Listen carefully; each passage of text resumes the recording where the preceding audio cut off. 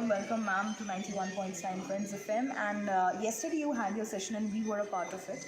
Firstly, I would like to ask you, how was it being right here? You are also here today, so how was it being right here at Infocom? It was absolutely wonderful. I've come to Calcutta after a very long time, and I love this city, the city of joy. So truly love it. Every time I come here, I really enjoy. So being here is really kind of traveling back into memory lane of the wonderful times we've had in various companies that I've worked for, and when we used to visit here. And being here at Infocom, it was absolutely enlightening. Wonderful sessions, the kind of networking we had, the number of CIOs and CISOs, and IT heads that we reached out to from different verticals and organizations. It was really good, very good networking opportunity, and a wonderful time that the team had interacting with everyone. Lovely. So, speaking on that note, ma'am, yesterday you shared a lovely journey. Well, viewers, let me tell you that ma'am had her session yesterday, and she has a beautiful journey. I don't want to disclose anything about it, but I really want to straight go to ma'am. Ma'am, please. Thank What you. to say The about it? journey she's talking about is really goes back to the time just before the pandemic hit, which is March 2020. Myself, my husband, and my daughter. Just when the lockdown was about to happen. I'm based in Gurgaon, so we just left the city one night and we just knew something is happening and we don't know where this is going to go. So, fortunately, a few years back, we had invested in a piece of land in Uttarakhand and we had a little two-bedroom uh, log hut which we had built for ourselves, and that's like a retirement home that we have planned. So it was ready, so we just packed our bags and left the city. And I was at that point of time working for another company, Lucidius, which is now known as Safe Security. Um, uh, I quit that as well, and once I got there, I really did not want to come back. Honestly, it is so beautiful next to the forest. We have our own water spring. So, and then I started growing my own vegetables, and so we had our own food. We had good air to breathe, which is such a luxury now.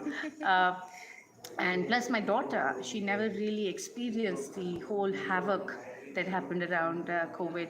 So she was climbing trees and, was in the villages with the children there, was in the forest, hearing leopard sound. So, to be honest, and I do feel bad for there are a lot of people who lost a lot of their loved ones, but I think we were just fortunate and we had a wonderful time. Those 2 years lived there and came back, and then I joined CrowdStrike, and I'm back in the corporate world as their head of marketing and enjoying this as well, but I do miss that life.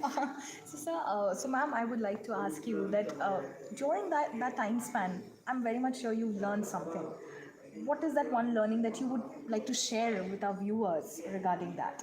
Oh, yes. For me, it was like I kind of really became an entrepreneur, and all my life I've really been working for various multinationals. But while I was there, one is that we were living there. I also set up a wellness village, and I employed people from the local villages and gave them employment, worked with women, made a library for children.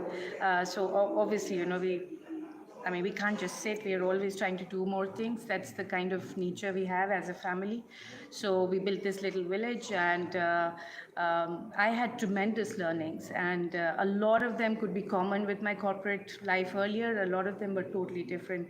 But one of the most important things that really came out, and it just reinstated my belief in this, is that it's all about people. Yeah. Humans really work with humans. I had to think from the point of view of the villagers. What does this lady want? Her ultimate aim, let's say a poor lady from the village, really just needs food for her children in the first place. There was so much of poverty that we saw. So it was about food, followed by clothes, followed by education. Most of the kids are getting educated, but still in the priority. Food is every child needs food. So those kind of realities we kind of dealt with every day. It just made me more human as well. It made me think more for them and what I can do and what more I can do. A lot of my friends and family have actually come along with me now, and we're sponsoring children education of few children, their living, their food, clothing. We're trying to do that.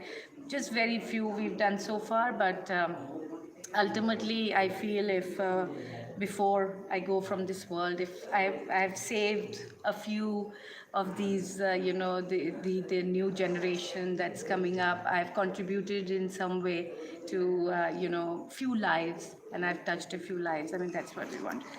That's lovely. Well, before we wrap, I would like to ask you, ma'am, what message do you have for the people, the grown-ups rather, who are willing to be the change makers in the society, and also for the listeners who are actually, viewing you on 91.9 Friends FM? So, my message for the younger generation as Gen Z or millennials who were before that, and I would really say, think about your country. We are all born here for a reason. There's a reason that we are in India, and we have our problems, and there could be things we can do better. Uh, Everything that needs a change needs time, and the demographic that we have, and the complexities that we have, the problems that we have, they could be very big, but they can be worked upon, and it might just take more time. So the young gen can really drive the difference. See what each one of you can do, each one of you. And I was talking about this in my session yesterday. I'm kind of working with 4 or 5 villages around my little house there. But if each one of us can do something, just go work, adopt one village, adopt one child, adopt one family, and if all of us come together, wonderful things can happen, and we can really bring about a change. Indeed. Well, thank you so, so much, ma'am. It was lovely having you here with us for the Thank you interview. so Thank you much. so much. Thank you Thank you so for much. your time. Thank you for doing this with me. Thank you. All right. Thank you so much.